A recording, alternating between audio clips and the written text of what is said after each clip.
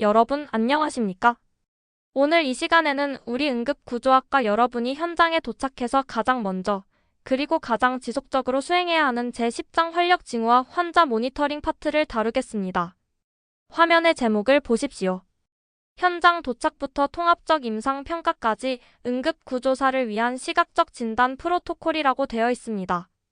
여러분, 환자는 의식을 잃고 말을 하지 못할 수도 있습니다. 하지만 환자의 몸은 혈압, 맥박, 호흡이라는 활력 징후 즉 바이탈 사인을 통해 끊임없이 우리에게 살려달라는 구조 신호를 보내고 있습니다.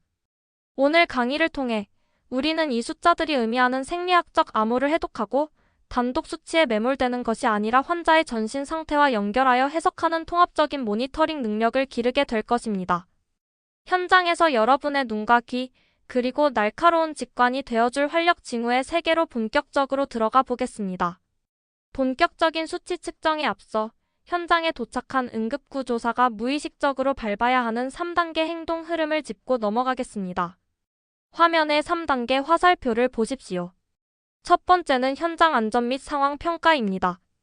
현장에 도착한 응급구조사는 위험 요소 확인을 가장 먼저 해야 하며 사고 원인과 규모, 사상자를 파악하여 추가 인력이나 장비 지원이 필요한지 결정해야 합니다. 대규모 사상자가 발생했다면 유관기관의 도움을 즉시 요청해야 하죠. 두 번째는 환자 중증도 분류입니다.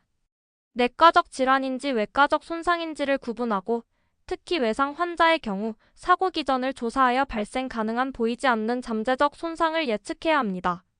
세 번째는 응급처치 및 이송입니다. 이 평가들을 바탕으로 즉각적인 생명유지 처치를 제공하고 최적의 타겟 병원을 선정하게 됩니다.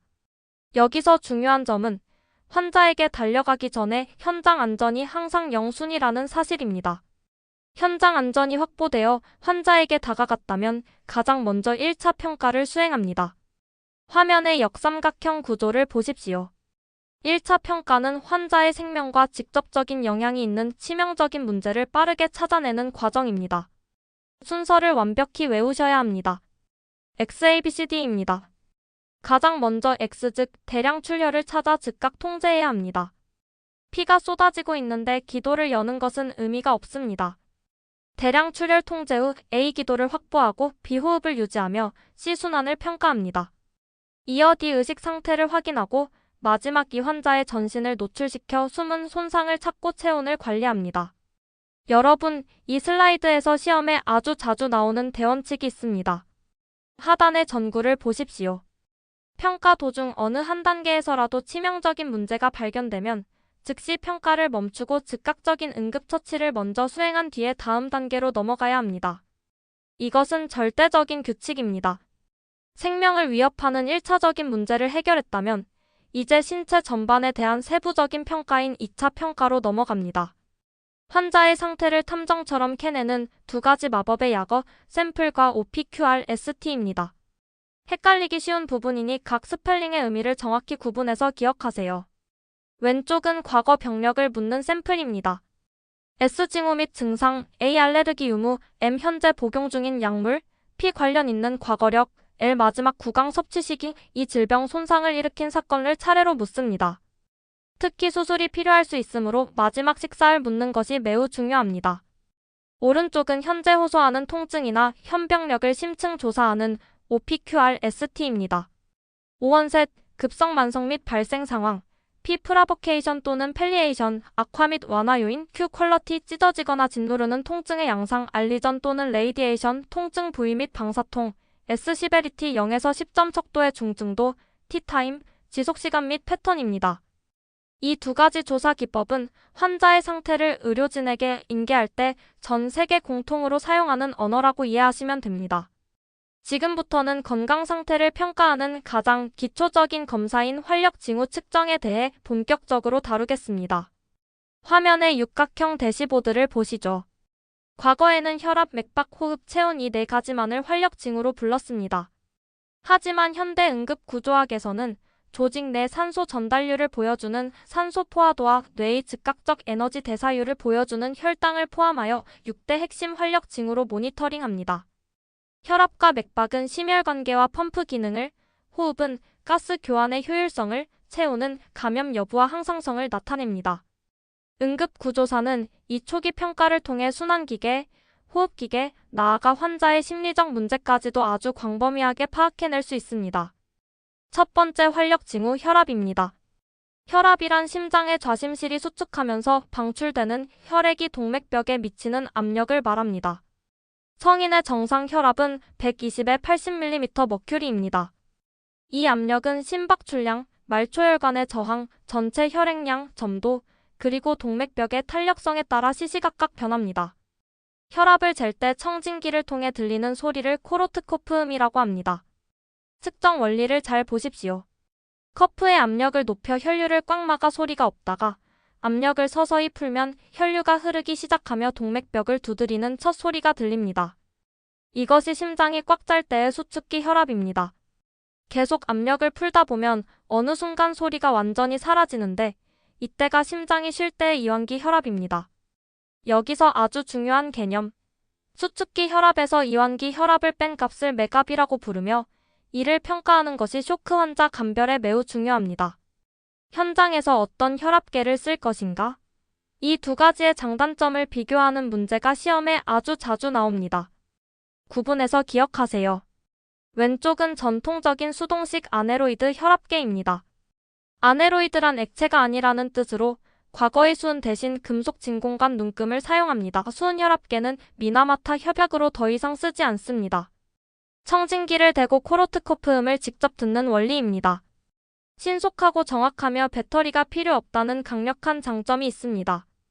특히 덜컹거리고 흔들리는 구급차 내부나 상태가 불안정한 환자에게는 기계식 오류가 적어 훨씬 신뢰도가 높습니다.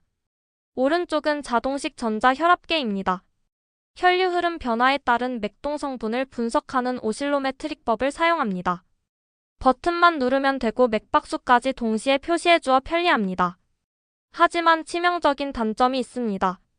측정 시간이 길고 배터리에 의존하며 무엇보다 이송 중인 구급차의 진동이나 환자의 미세한 떨림에 매우 취약하여 빈번하게 오류를 일으킵니다. 상황이 불안정할 때는 반드시 수동식으로 재측정해야 한다는 점을 잊지 마십시오. 두 번째는 심장의 박동이 동맥을 타고 전달되는 파동, 맥박입니다. 정맥은 깊숙이 숨어 있지만 동맥은 피부 표면 관절 부위로 지나가기 때문에 손으로 만져서 평가할 수 있습니다. 화면의 촉지 지도를 보십시오. 중증 환자나 성인 심폐소생술 시에는 목에 있는 경동맥을 만집니다. 영아의 기본 맥박 확인 지점은 팔 안쪽의 상완동맥이며 의식이 있는 일반 성인에게 가장 보편적으로 재는 곳은 손목의 요골동맥입니다. 이 위치 매칭 헷갈리기 쉬운 부분입니다. 측정 원칙은 1분간 재는 것이지만 응급 상황에서는 30초 측정 후 곱하기 2를 합니다. 성인 정상치는 분당 60에서 100회입니다. 여기서 중요한 점은 맥박을 잴 때 단순히 횟수만 세면 안 됩니다. 맥박의 강도가 강한지 약한지, 리듬이 규칙적인지 불규칙한지, 그리고 맥박을 짚는 동안 환자의 피부 상태가 축축한지 건조한지까지 순환 전반을 반드시 함께 평가해야 완벽한 모니터링이라 할 수 있습니다. 세 번째, 1분 동안 숨을 쉬는 횟수와 양상을 평가하는 호흡입니다. 성인 정상 호흡은 분당 12에서 20회입니다. 10회 이하면 서맥, 24회 이상이면 빈맥성 호흡으로 처치가 필요합니다. 여기서 현장 실무 팁이자 시험 대비 포인트. 사람은 자신이 숨 쉬는 것을 관찰당한다고 의식하면 자기도 모르게 호흡수를 조절해버립니다. 따라서 맥박을 측정한 직후 손을 떼지 않고 아주 자연스럽게 이어서 호흡의 오르내림을 곁눈질로 평가하는 스킬이 필요합니다. 또한 시각적, 청각적 호흡 곤란 징후를 캐치해야 합니다.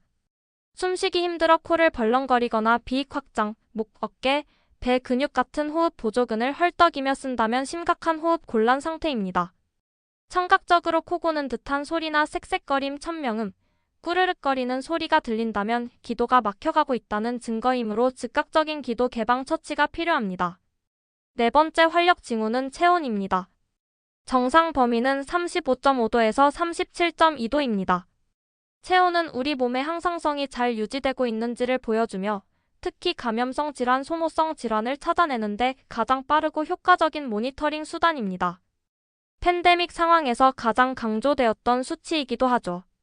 과거에는 가장 정확한 내부 온도를 알기 위해 항문으로 직장 체온을 재거나 입안 구강 체온을 주로 쟀습니다. 하지만 직장은 너무 불편하고 구강은 감염의 위험이 높습니다. 그래서 현재 병원 전 단계인 구급차와 응급실에서는 기기 성능이 크게 향상된 고막 체온계 사용이 아주 보편화되어 있습니다.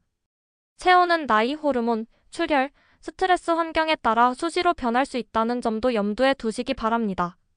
5번째, 호흡을 통해 들어온 산소가 체내 세포로 얼마나 적절히 공급되는지를 비침습적으로 보여주는 산소 포화도 SpO2입니다. 정상 수치는 95에서 100%이며 90% 이하는 호흡곤란, 80% 미만은 중증 저산소증으로 즉각적인 고농도 산소 투여가 필요합니다. 원리는 광학적입니다.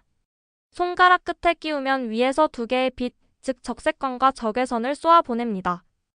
산소를 가진 헤모글로빈과 안 가진 헤모글로빈이 빛을 흡수하는 정도의 차이를 아래 센서가 감지해 백분율로 산출하는 것입니다. 하지만 여러분, 이 슬라이드에서 가장 헷갈리기 쉽고 국가고시에 무조건 출제되는 치명적 한계가 있습니다. 하단의 붉은 어러트 상자를 보십시오. 겨울철 가스보일러 사고 같은 일산화탄소 중독 환자를 만났을 때입니다. 이 기계는 산소가 붙은 헤모글로빈과 일산화탄소가 붙은 헤모글로빈을 구분할 수 있는 능력이 없습니다. 환자는 뇌에 산소가 없어 극심한 저산소증으로 죽어가는데 기계 화면에는 100% 정상이라고 거짓 수치를 띄우게 됩니다. 또한 매니큐어를 발랐거나 손끝이 너무 차가운 환경에서도 오작동하므로 기계 수치를 맹신하지 말고 환자의 실제 임상 상태를 확인해야 합니다. 마지막 6번째 핵심 모니터링 지표, 혈당입니다. 우리 뇌의 가장 핵심적인 에너지원이죠. 의식 변화가 있는 환자라면 무조건 혈당을 제일 먼저 의심해야 합니다. 응급 현장에서 사용하는 혈당 측정기는 전기화학적 방식을 주로 사용합니다. 측정 원리를 이해하시면 좋습니다. 환자 손가락을 찔러 나온 피를 스트립에 묻히면 피 속의 포도당과 스트립 안의 포도당 산화효소가 반응하여 과산화수소를 만듭니다. 이 과산화수소가 산소로 분해될 때 전자가 튀어나오는데 그 전기적 신호의 강도를 기계가 수치화해서 보여주는 원리입니다. 주의사항을 볼까요? 체열 시 통증을 줄이려면 손가락 한가운데가 아닌 가장자리 측면을 찔러야 합니다. 그리고 이물질이나 수분이 묻어 있으면 오작동하므로 반드시 알코올 솜으로 철저히 소독 후 건조해야 합니다. 가장 흔한 실수는 유통기한이 지난 스트립을 쓰거나 직사광선 습기에 노출된 스트립을 써서 측정 오류를 내는 것입니다. 스트립 관리에 각별히 신경 쓰시기 바랍니다. 혈당을 쟀을 때 나타나는 2가지 극단적인 내분비 응급 상황을 감별해 보겠습니다. 이 2가지 증상의 차이는 실무에서 아주 빈번하게 마주치며 구분해서 기억하세요. 왼쪽은 뇌의 에너지가 고갈되어 신속한 조치가 없으면 뇌손상과 사망에 이르는 무서운 저혈당 하이포글리세미아입니다. 혈당 70mg/dL 이하면 위험하고 50mg/dL 이하면 쇼크에 빠집니다. 증상의 특징은 교감신경이 극도로 흥분하여 피부가 차갑고 축축하게 식은땀이 나며 의식 변화, 헛소리, 분노 조절 장애, 심지어 경련까지 일으킵니다. 오른쪽은 인슐린 부족으로 피가 끈적해지는 고혈당 하이퍼글리세미아입니다. 250mg/dL 이상을 고혈당으로 봅니다. 저혈당과 반대로 소변을 자주 보아 수분이 빠져나가므로 피부가 아주 건조하고 잦은 소변과 극심한 갈증을 호소합니다. 특히 숨을 쉴 때 케톤체로 인해 달짝지근한 과일 냄새 즉 아세톤 냄새가 난다는 아주 특징적인 차이가 있습니다. 차갑고 축축하면 저혈당, 건조하고 달콤한 냄새가 나면 고혈당으로 짝지어 두십시오. 모든 환자의 활력 징후가 동일한 것은 아닙니다. 이 슬라이드는 나이에 따라 정상 범위가 어떻게 변하는지 보여주는 마스터 매트릭스입니다. 수치를 달달 외우기보다는 하단의 인사이트 노트의 생리적 반비례 패턴을 이해하셔야 합니다. 표의 화살표 방향을 보십시오.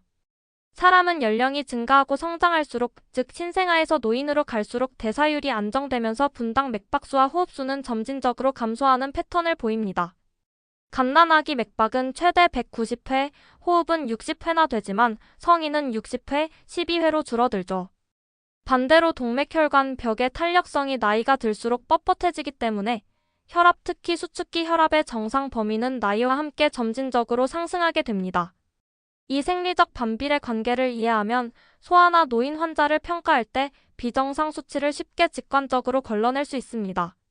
장시간 대단히 수고 많으셨습니다. 오늘 제10장 활력징후 강의의 대미를 장식할 결론입니다. 가운데 순환하는 캐스케이드 루프를 보십시오. 인체는 유기적으로 연결되어 있습니다. 외상으로 출혈이 발생하면 피가 모자라 혈압이 떨어지고 이를 보상하기 위해 심장이 미친 듯이 뛰어 빈맥이 발생합니다. 그래도 말초순환이 저하되어 세포의 산소가 부족해지면 뇌는 살기 위해 호흡수를 가파르게 끌어올려 헐떡이게 됩니다. 이처럼 활력징후는 어느 하나 독립적으로 움직이는 법이 없습니다. 여러분이 현장에서 가장 경계해야 할 태도는 바로 특정 기계의 단독 수치에만 매몰되는 것입니다. 산소 포화도가 100%라고 안심하지 말고 환자의 의식이 떨어지고 피부가 식어가는 전신 상태와 연계하여 입체적으로 해석해내는 눈을 가져야 합니다. 오늘 배운 현장 안전 우선, 1차 평가의 즉각적 처치, 그리고 6대 핵심 활력징후의 정확한 측정 원리들이 여러분의 머리와 손에 완벽히 새겨지기를 바랍니다. 이것으로 10장 강의를 모두 마치겠습니다. 감사합니다.